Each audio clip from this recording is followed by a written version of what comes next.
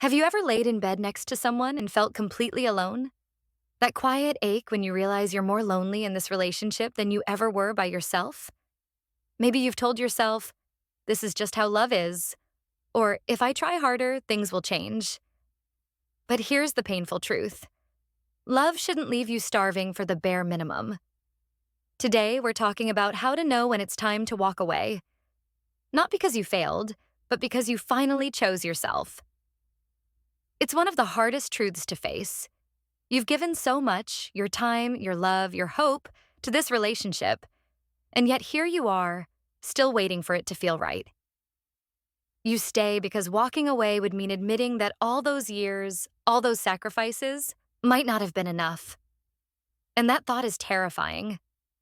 So you keep trying, keep pouring yourself into it, even when you're exhausted. You tell yourself that if you just love them a little harder, if you just hold on a little longer, maybe things will change.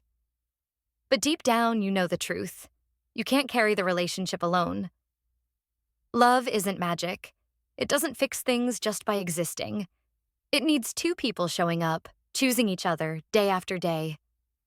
And if you're the only one making the effort, if you're the only one fighting for the connection, the only one willing to work through the hard conversations, then love isn't the problem.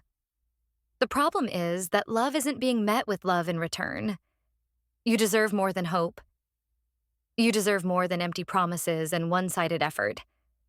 Because love shouldn't leave you feeling this lonely. The words "I love you" can feel like a warm embrace when they're spoken with sincerity. But over time, you start to notice something unsettling. Those three little words begin to ring hollow when they're not backed by action. Anyone can say them. What truly matters is whether they show up for you when it counts. Love isn't a declaration. It's a daily practice. It's in the way they listen when you've had a hard day, even when they're tired.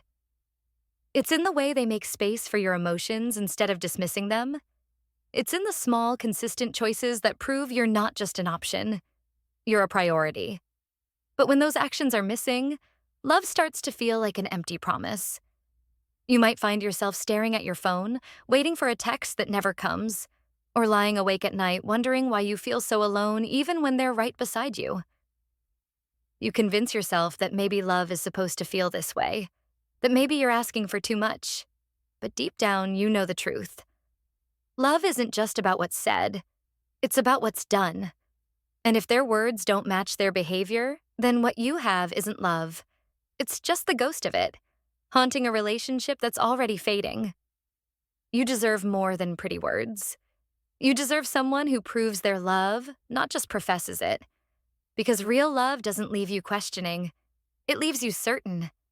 There's a quiet ache that comes with being emotionally lonely in a relationship. That hollow feeling when you're sitting right next to someone yet feel miles apart. You long for those moments where walls come down, where you can share your deepest fears and wildest dreams without hesitation. But instead, conversations stay surface level. Your feelings get brushed aside, and vulnerability feels like a risk rather than a safe harbor. Real intimacy isn't just about physical closeness or saying, "I love you" before bed. It's in the way their eyes light up when you walk into a room, even after all these years. It's how they remember that little story you told once about your childhood and bring it up months later. It's when they say, "I messed up" without excuses, or when they hold space for your pain instead of trying to fix it. That's the glue that holds hearts together. Not grand gestures, but these small, consistent acts of emotional bravery. But when those moments never come, when every attempt at deeper connection gets deflected or minimized, something inside you starts to wither. You find yourself editing your thoughts before speaking, protecting your heart instead of offering it. The tragic irony? The relationship may technically still exist, but the real connection, the messy, beautiful, terrifying vulnerability that makes love worth it, has been starving for so long it's barely recognizable anymore. This isn't about blame. Some people simply don't have the emotional tools to go deeper, often because no one ever taught them how. But here's the painful truth. You can't build intimacy alone. It takes two people willing to show up. Really show up. with open hands and tender hearts. Anything less is just two people keeping each other company while their souls drift further apart. There comes a moment, often after years of trying, when you realize the heartbreaking truth. Love isn't enough if growth isn't present. You stand at a crossroads, the weight of this realization heavy in your chest. One path leads to acceptance, of half-hearted love, of needs perpetually unmet, of the quiet grief that comes with settling. The other path leads into the unknown, terrifying in its uncertainty but pulsing with the possibility of wholeness. The most painful part isn't the answer to, "Do they love me?" but to, "Are they willing to grow with me?" You've seen the evidence, the promises made in tender moments that fade with time, the defensive walls that go up when you express your needs, the subtle resistance to anything that requires real change. They may care for you in their own way, but love without evolution is like a tree that refuses to bend in the wind. Eventually, something has to break. We stay far too long in the waiting place, don't we? That purgatory between hope and reality where we mistake potential for promise. Maybe after this next conversation, maybe when work slows down, maybe if I love them better. But time passes, and the gap between what you need and what they're capable of giving only widens. The tragedy isn't in their limitations, we all have them, but in their unwillingness to even try to stretch beyond them. This is where you learn the most brutal lesson about love. Sometimes the person you cherish most is the very one keeping you from the love you deserve. Not because they're malicious, but because growth requires courage they simply don't possess. And you? You have to decide how much of your life you'll spend loving someone who loves you, but not enough to change. Not enough to really see you.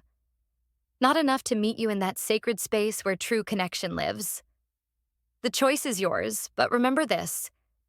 Staying for potential means betraying your present.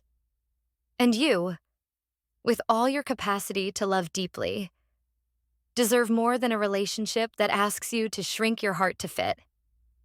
The night is quiet except for the whisper of your own thoughts, the ones you try so hard to silence. What if this is as good as it gets? You lie awake measuring your unhappiness against the terrifying prospect of starting over. The judgmental looks from family, the pitying whispers at church, the hollow echo of an empty apartment. Society has a way of making loneliness feel like failure, and so you stay, wearing your relationship like a too-tight sweater you can't quite take off. You tell yourself it's not so bad, that all marriages have their struggles, that maybe you're expecting too much. After all, your parents stayed together, and look how that turned out. But here's the cruel irony. In trying so hard to avoid one kind of loneliness, you've trapped yourself in another. The kind that settles deep in your bones when you realize you're more alone in this relationship than you ever would be by yourself. The pressure comes from everywhere. Your mother's hopeful questions about grandchildren, your friends' perfect Instagram marriages, the way your community treats divorce like some contagious disease. But none of them have to live inside your skin, do they? None of them feel that quiet dying inside when your partner rolls away from you in bed yet again. None of them have to swallow down your dreams to keep the peace. Here's the truth. No one tells you. Staying for any reason other than love is its own kind of leaving. A slow departure from yourself. Those external pressures? They won't be there in the middle of the night when you're crying in the bathroom. The fear of being alone? It's already happening. You're just sharing a roof with the evidence. At some point, you have to ask, whose life are you really living? Because time passes either way. The only difference is whether you spend it waiting for your circumstances to change or find the courage to change them yourself. The world might whisper its opinions, but it's your hands that have to hold the weight of your choices. And you deserve more than a life measured by other people's comfort. There's a quiet moment that comes in every struggling relationship, when you're washing dishes or driving to work, when you suddenly ask yourself, is this enough for me? Not in a dramatic movie-style revelation, but in that dull, aching way that settles in your stomach like a stone. You start doing the emotional math, tallying up what you're getting against what you're giving. measuring the distance between what you hoped for and what actually is. The compromises we make for love start small. You watch their favorite show even though you hate it. You bite your tongue when they're grumpy in the mornings. But then the concessions grow heavier. You stop bringing up how lonely you feel because it always turns into an argument. You give up on date nights because planning them feels like begging. You learn to live without certain kinds of touch, certain types of conversation, certain depths of connection. Until one day you realize you've folded yourself so small to fit this relationship that you barely recognize yourself anymore. Here's the painful truth no one tells you. Love isn't about how much you can endure, but how much you can flourish. That persistent, hollow feeling? That's not normal. That's your spirit trying to tell you something important. The needs you keep dismissing as too much, for affection, for understanding, for basic emotional safety, aren't extravagant demands. They're the bare minimum requirements for your heart to feel at home. The most dangerous lie we tell ourselves is, maybe I don't really need that. But unmet needs don't disappear. They fester. They turn into resentment that leaks out in sarcastic comments, into exhaustion that makes you snap over nothing, into a quiet despair that colors everything gray. You think you're making peace with the situation, but really you're just making war with yourself. So ask yourself honestly, can you live with these gaps forever? Not the fantasy version where they magically change, but the reality where this is exactly how things stay. If the answer catches in your throat, if your body reacts before your mind can rationalize, listen to that. That's not you being difficult or demanding. That's your deepest self trying to lead you back to wholeness. Because in the end, love shouldn't require you to abandon yourself at the door. The right relationship won't have you constantly negotiating your worth down to fit someone else's limitations. You deserve more than a love that asks, how little can you accept? Instead of, how fully can you thrive? There's a particular kind of grief that comes with leaving, not just for the relationship, but for the version of yourself who believed love could conquer all. You replay every moment, wondering where you went wrong, if you could have tried harder, loved better, been more patient. But here's what no one tells you. Sometimes love doesn't fail. Sometimes it simply reveals the truth. Walking away isn't surrender. It's the moment you stop fighting reality. You've already done the hardest part. You loved with your whole heart, even when it wasn't returned in the same measure. You showed up, you communicated, you stretched yourself thin trying to bridge gaps that weren't yours to close. If anything, staying in something one-sided for as long as you did wasn't weakness. It was a testament to your capacity to hope. But hope isn't meant to be a life raft you cling to forever. At some point, you have to swim toward shore. Society will call it a failed relationship. But that's a lie. The real failure would have been staying, shrinking yourself smaller and smaller until you disappeared completely. Leaving? That's clarity. That's the moment you finally choose yourself over the fantasy of what could have been. It doesn't erase the love you gave, and it doesn't mean the love wasn't real. It just means you've accepted that love, no matter how genuine, can't thrive where it isn't nurtured. So let go of the shame. You're not giving up. You're stepping into the understanding that some roads only lead in one direction, and no amount of love can change their course. Your next chapter isn't about starting over. It's about returning to yourself. Take the lessons, honor the love you gave, and trust that walking away wasn't the end of something. It was the bravest beginning you could have chosen. There comes a point when you realize the cost of keeping the peace is your own voice. You learn to measure your words, to soften your needs into suggestions, to swallow your truth before it can become a problem. At first, it feels like compromise, like love. But over time, you notice the pattern. Every time you express a need, it's met with defensiveness. Every time you set a boundary, it's treated as an attack. The air grows thick with unspoken tension, and you start to wonder, is it easier to just stay quiet? Here's the painful truth. Love that demands your silence isn't love. It's control. A healthy relationship doesn't punish honesty. It embraces it. It doesn't make you choose between speaking up and staying safe. It creates space where both can exist. If your partner responds to your vulnerability with anger, if your attempts to communicate leave you feeling guilty or ashamed, that's not a reflection of your worth. It's a reflection of their limitations. Boundaries aren't cruel. They're the foundation of respect. Imagine saying, "I need time alone when I'm overwhelmed," and being met with understanding instead of resentment. Imagine expressing hurt without preparing for a counterattack. That's not a fantasy. It's the bare minimum of emotional safety. You shouldn't have to abandon yourself to be loved. If your truth is consistently met with resistance, ask yourself, what am I really holding on to? A relationship where you can't be fully yourself isn't a relationship. It's a performance. And you? You deserve more than an audience. You deserve a partner who doesn't just tolerate your boundaries, but cherishes them, because they cherish you. The right love won't ask you to mute your heart. It will say, "Tell me how to love you better." And mean it. Until then, your voice isn't the problem. The silence they've conditioned you to accept is. There's a moment, after all the tears, the sleepless nights, the circular conversations, when something inside you shifts. You stop negotiating your worth. You stop bending your needs to fit someone else's comfort. You stand firm, not out of anger, but from a quiet, unshakable knowing. This is what I require to stay. And here's where the truth reveals itself. When you finally set those boundaries, not as ultimatums, but as acts of self-respect, one of two things will happen.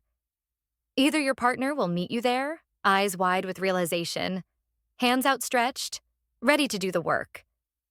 Or they'll show you, through hesitation or resistance or half-hearted effort, that this is as far as they're willing to go. Neither outcome is a failure. If they rise to meet you, you'll witness what love looks like when it's chosen, not just felt. You'll see effort replace excuses, accountability replace blame. The relationship will deepen in ways you'd almost stopped hoping for. But if they don't, that's an answer too. Not everyone has the capacity or the courage to love the way you need. And that's not a reflection of your worth, but of their limitations. Walking away from that isn't giving up. It's making space for a love that won't make you choose between being cherished and being whole. So stand firm, speak clearly, and then watch closely. The right person will move mountains to stay in your life. The wrong one will give you all the reasons why they can't. Either way, you win, because you'll either gain a love that grows or the freedom to find one that already knows how. You've spent enough time wondering if you're asking for too much. The real question is, why did you ever settle for so little? A strong relationship isn't about perfection. It's about mutual effort, respect, and willingness to grow together. If yours lacks these, it may be time to reevaluate. Because in the end, love shouldn't leave you feeling alone. If this resonated with you, know this. You are not asking for too much. You are asking for what love should be. Relationships are not meant to be prisons of silence or arenas of constant compromise. They are meant to be safe harbors where two people choose each other every single day. Take what you've learned here, but don't let it live only in your mind. Let it guide your choices, your boundaries, and your courage to walk away from what no longer serves you. And if you're still unsure, ask yourself one last question. If my best friend were in this relationship, would I want this for them? Your answer will tell you everything. Thank you for being here with us on Marriage Matters. Remember, your heart is not a place for settling. It's a place for belonging. Until next time, choose love, but never at the cost of yourself.